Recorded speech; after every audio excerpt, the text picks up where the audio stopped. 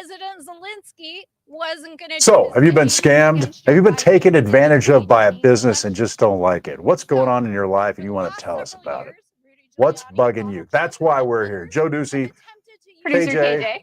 with ABC15, the Let Joe Know team, and we are here to talk to you a little bit about some of the things going on in your life and tell you some things that we're seeing, some patterns, some trends, some stuff you just need to know about, how to protect yourself. So we're going to go into all that, talking about, this thing it's an old scam, but I'm seeing it more and more, especially around the holidays here. It's all these things about making money, right? How you can make more money so that you can spend more and do all things during the holidays. So this car app scam is something we're going to talk about. We're going to be talking about Target gift cards and accounts, and we're going to be talking about and a potential fourth stimulus check, but it's not happening. No? That's why I said potential. What else? Potentially all lies.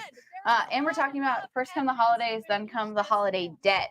So debt collection calls, are they real? Are they not? They're probably not. They're probably not. So you can just ignore them. If you have debt, just ignore it. No, totally. If you have debt, you need to pay it. But the debt collectors, there's only a certain period of time. We'll get into all that. A certain period of time that they can go after you and whatever. I think it's like 7 years here, maybe. I think Arizona's a little longer. Yeah. Anyway, let's start with car scams, car app scams. I'm going to go to Julie. Our wonderful producer over here, Julie, is putting this up here. It's from Jeffrey, a viewer. I agreed to wrap my car and earn $1,000 per week. Now, man, that sounds freaking great. Process $4,000 check mailed to me. I take picture of the check. Next, I deposit the check and send copy of the deposit check via text. Installer schedules car app. Cost $3,000. I write the check for $3,000, but I'm able to keep the $1,000. So that's what he'll get. And he'll keep that for the next 11 weeks. That's Jeffrey, a viewer. So it sounds great. You put that thing, you've seen those things before where you wrap cars, and there are cars that are legitimately wrapped, but in most cases, this is just an out-and-out scam. You're in order for any time that you have to write money out of your account to pay for something, it's a scam. The check's going to be bad, and you're going to be able to check that. The problem with the banking system, I think, in some ways, is that it's not instantaneous like everything else is. You have to wait like 2 or 3 days to find out the check's bad. And know that it is, because I'm telling you, I've seen it. We've seen it too many times. It sounds so much like the job scam. You get a check to buy your computer, buy your desk, get up your home remote work setup, and then you're supposed to be able to keep some, send some back. And by the time your money is good, your good money is gone, because you're wiring it or giving it through Venmo or something. That's instantaneous. You then find out that the check you put in the bank to cover all that stuff is bad.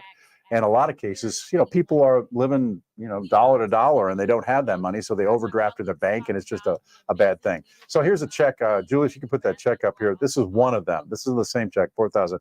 There's another person who wrote about it, $2,960. So the check looks real. I mean, you can see if there's a business up on the left. It's probably a legitimate business. We're not saying they're part of any fraud. It's probably a legitimate business, and their names are taken. These scammers look around, they find some business somewhere that sounds legit, so that if they're smart enough to know that you may be looking online. Like the half-truths that make you believe it. Exactly, half-truths. And then the Wells Fargo bank there at the bottom, it looks real. And you could, if you wanted to, take this to your bank and say, hey, is this real? But no, don't count on using this money for anything, because, in 99.9% of the cases, it's going to be fake. So be aware of these things. They're going to happen more and more in the next couple of weeks. You're going to see them. You're just going to get them in your texts or your phone or email. But the car app thing, it's not legitimate. Ask, if you want to have a little fun with them, ask them, what's your company name? Give me some people who you've done this with. Let me contact them. Give me your contact information. I mean, I think that's good for almost anything, though. Right. Like if you, especially, and we do a lot of things with contractors, asking for references of people that they've done business with, and a legitimate business should be able to give you those, and shouldn't be scared of giving you those. Yeah, no, I agree. So what's bugging you? Let us know. You can write us right now, and we can go over some of the things that you're feeling as well, and we might know a little bit about it and try to help you out. What's going on next? Okay, so the next one. So a viewer wrote in and asked, Martha asked, what's the hype behind this $6,400 stimulus check I keep hearing about? And to be honest, I hadn't heard about anything about this. So then I started looking at it too, because I was like, doesn't that sound nice? End of the year, that'd be great. Yeah. So I looked it up. More money. Yeah, more money, right in time for the holidays. And, a lot of people did get stimulus checks, not to that amount, but so we can go to the next slide. So I looked it up, and what I found was an old Facebook post that happened. It was posted about mid-November, and it was saying, it has pictures of people celebrating. Look at my check, all these things. Celebrating. The IRS is sending a 4th round of stimulus checks starting November 30th. Yeah. So people get excited because they're like, oh, I can use that for Christmas. Right. I can cover bills and make it to the end of the year. So first of all, it's not true. And most of the links have actually been taken down, which is great, on social media. But one of the biggest complaints that people found was that the link that it said to, log on for here, you get your money in 48 hours, turnaround, you just have to give a little bit of information. But the link that they posted was not linked to, it's not a government link. And then I think the biggest takeaway for this is, government grants, any type of like government funding, it always has to come through a government entity, a government account, government website. And the government doesn't ask you, you don't have to pay for money to make money. Yeah. That's like the biggest thing. You don't have to send money to make money. And the grants are tough to get sometimes. And it's a lot of things like, specific bird watching in the Pacific Northwest or something. I mean, there are grants for certain things, specific things, not just you get money. The real thing, before this, I've been there a period of time, and before this, you'd always say, if the government's handing out money, just give it willy-nilly, no, it's always a scam. Then COVID hit. And now the government is giving out money. Not just willy-nilly, but they're giving out money and stimulus checks. And also, then it became tougher to say, okay, what's legitimate? Because the scammers will now have something to say, the government is giving out money. It's not all a scam. In some cases they are. And this is different. But, during that time, it was tough to say, what's legitimate, what's not. And they came very close to each other because you used to just be able to say, the government's never going to do that. They're never going to hand anything out. But this is different because you're paying money and you're doing all these other things. But one of the things that hasn't changed is if the government is giving out money, it's a long and arduous process, as are lots of things that have to do with the government. So you're not going to find out first on Facebook if they're giving a stimulus check. It has to pass legislation, has to be signed. So if anything's coming out, you're going to hear about it probably for months on ABC15 News. Yes. And ABC15news.com. Moving on. Shameless. Yes, that's me. All right. Well, number 3 here. All right. Let's go to, all right. We're going to talk, Julie, you can put this one up too. Thank you. This is from Lynn. I did not click on this, but other people should know. Lynn, that's great. We appreciate your order of a Target gift card valued at $487. If this transaction was not authorized by you, please immediately reach us. Okay. Now, you're going to see more of these because these, a lot of people are buying gift cards. We're going over the gift card scams and all, but this is different. This is the newest, and it isn't that new, but it's still relevant and still big and growing. This is the way scammers are trying to get to people. They're basically saying, hey, you've taken this action. It's going to cost you money. If that's not you, let me know. And when you let them know, they have a fake phone number, a fake email account, and now you're in with the scammers. Now you're talking with the scammers, thinking that it's Target or whatever, thinking you're protecting yourself from being charged $500 for something you didn't do, or an order you didn't make. It could be, what's the security? Norton antivirus. Yeah. Your subscription is up again, and we've renewed it for $400. You're like, what? So you call the number or whatever they give you. Don't do that. I mean, in this case, they're told to call a number. If it's Target, look up the real Target number. Go online, go to your Target account. Find out if you've been billed on your red card or whatever it is. Go to your wherever you think you've been charged. If it's your Visa card, go to your Visa account. Find that out. Go to the legitimate sources to check it out. Never contact these people with the way they want you to contact them. I'm even worried, even if I have say I have a Bank of America account and I get something from Bank of America, I don't ever answer it on here. I will always go to Bank of America the ways I know how to get there legitimately, because it could just easily be a scam. Well, and so much of it's like in the wording and not just Target, but it's, you did this, there's a problem, you have to take action. You have to take action. And that's kind of like the trigger word for a lot of people. They panic and they're like, well, I want to take action. Well, I don't have $500 in my account. What? How I didn't do that. Yeah. And so you immediately call, and that's what gets you into trouble, because these guys are skilled. They'll talk you to all kinds of stuff. And, that's not, you just don't want to get on the phone with these people or contact them, because sooner, inevitably they're in your bank account making moves. Because you've let them in, because they've now convinced you that they have to do something, get into your account to make sure that it happens this way, give you a refund. They can only do it by getting your account. You give them the information, they remotely get in, and it's not good. Or I saw this, it's kind of related, but someone wrote in saying that it was a Zelle scam, but it kind of started with, there's an issue with, you have a claim number, there's an issue with some account, and they gave the account number and the account number was a scammer's phone number, and they're like, just Zelle with the account number, and it's like, okay, well, you're actually entering a phone number. So there you go. It automatically just goes there. That's scary. I mean, it's great to, we've got over this a number of times, but that instantaneous money transfer, there are a lot of positive uses for that, and there are just a lot of scam uses for it. So be real careful when they tell you to wire something to Venmo or Zelle, because there aren't many protections at all by the banks for those frauds. I mean, we don't get a lot of people get their money back. It's just gone. Once it's gone, once it's there, it's gone. I mean, when you make any purchases, when you do anything, do it by credit card, not by debit, because that protects you a lot more. All right. Although these guys aren't going to take credit cards, but when you can, use that. All right. All right. So the next one, we get a ton of landlord-tenant issues, and a lot of them are for rental repairs. So Edgar wrote in, he said, I'm calling because my apartment complex was flooded. It was flooded, and now I have black mold, and my floors are lifting up. I've also discovered black mold behind the wall and under baseboards. Well, but so for Edgar and for so many people who kind of write in and with leaks, with various kind of maintenance issues, this is obviously one of the things I wanted to point out is that this is a health and safety issue. So we can go to the next slide, because I feel like a lot of people don't know what to do when they have an apartment issue. Maybe you put in a maintenance request, but if it's gotten so bad that you have mold, or if a leak's not stopping. Yeah, black mold, you don't want to be living with that, especially if you have kids and all, crawling around, and So for black mold and for several other things, like if your toilet's backed up and you have waste coming in other places, for more extreme things, if it's affecting your health and safety, there's certain steps that you have to take. And the first of all, you need to give written notice to your landlord. It needs to be something tracked. You can't just be that you verbally communicated, because there's no real record of that. And you want a record for yourself, right? To keep it. And if the problem's not fixed, so for health and safety issues like that, for hazardous materials, things like that, those repairs have to be started within 5 days. For other maintenance things, they're longer, but there are timetables, and they're written out in the Arizona Residential Landlord and Tenant Act. So there are real keys and steps that you need to follow. The sad thing is, repairs have to be started. There's no real end date for the repairs, which I think a lot of people, it's frustrating. I mean, if I was living in that, it'd be frustrating.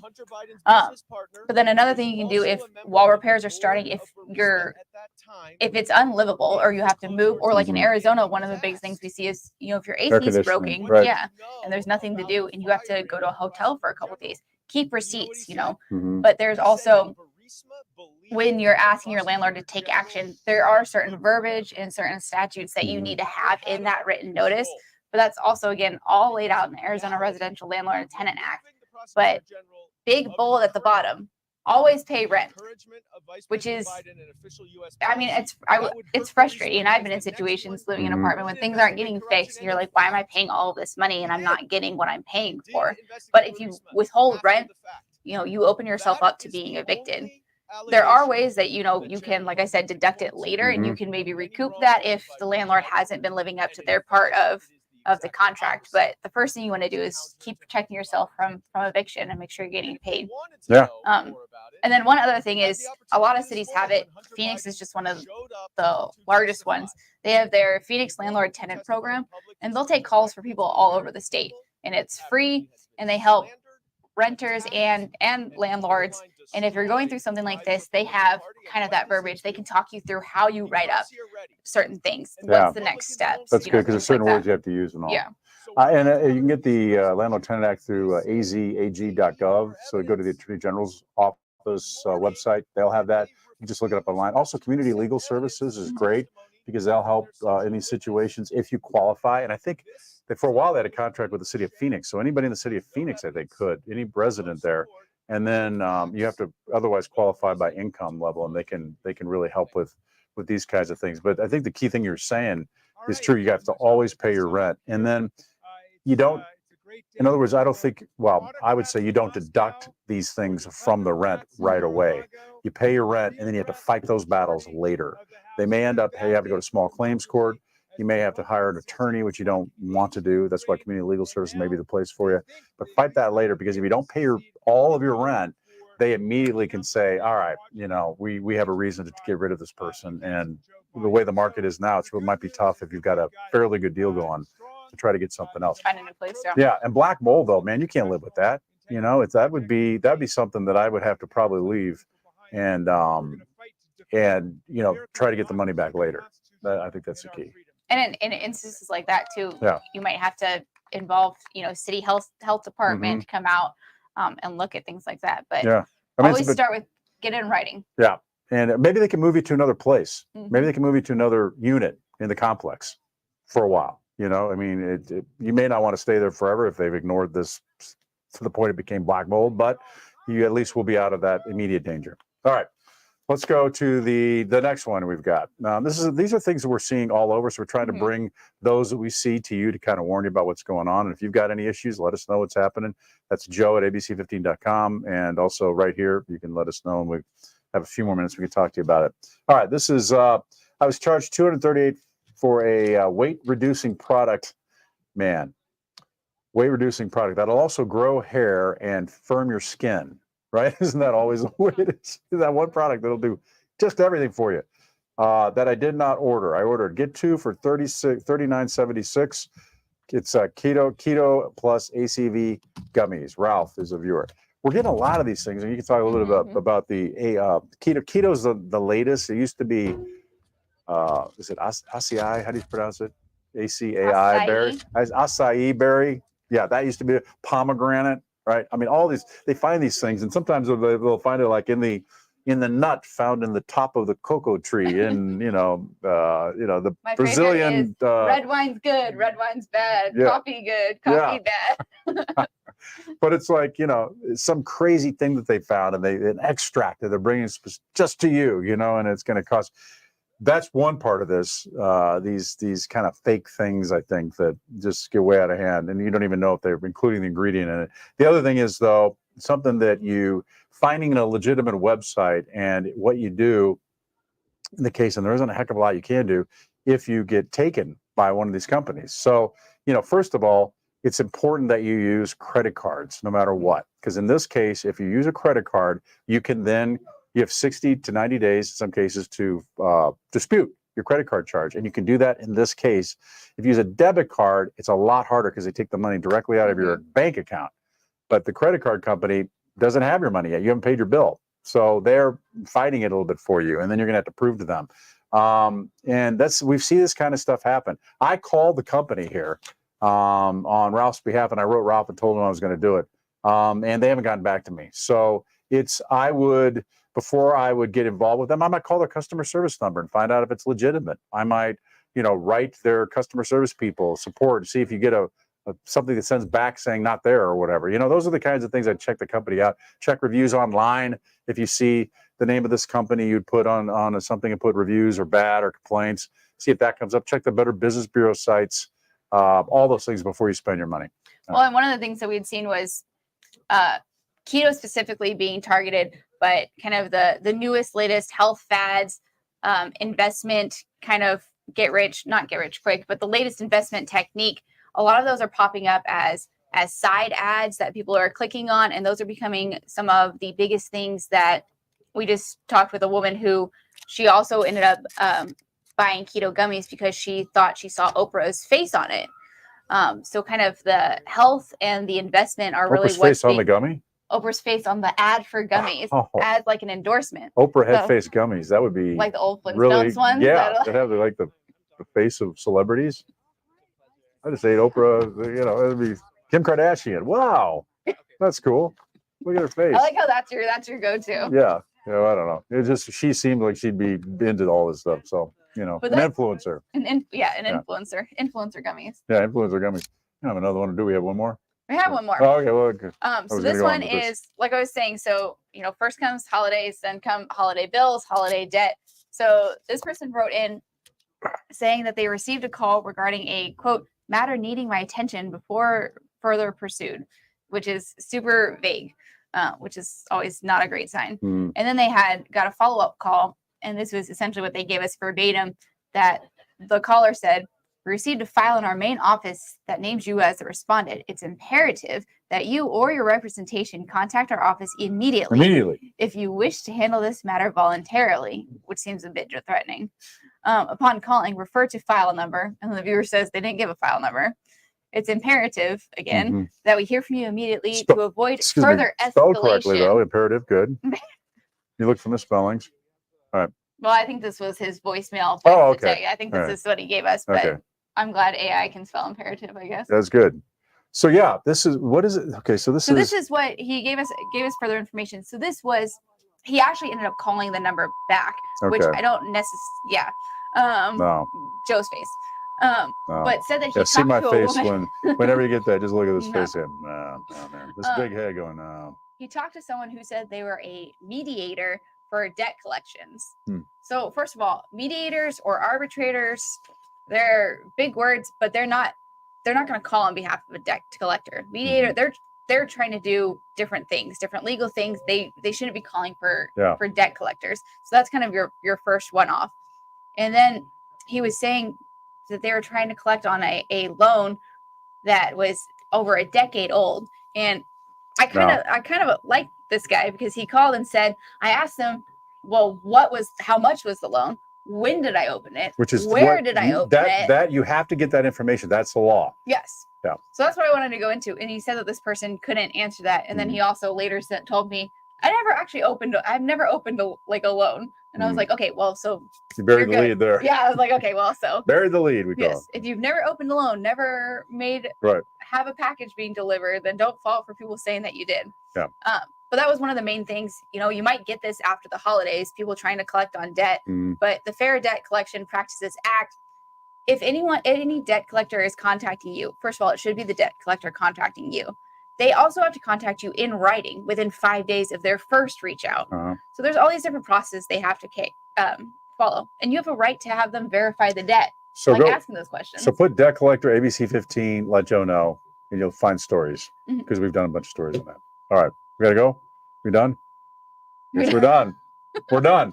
All right. Thanks. We're on most every morning, ABC15, 6:30, and at abc50.com/let Joe know. Have a good one. Bye. Happy holidays.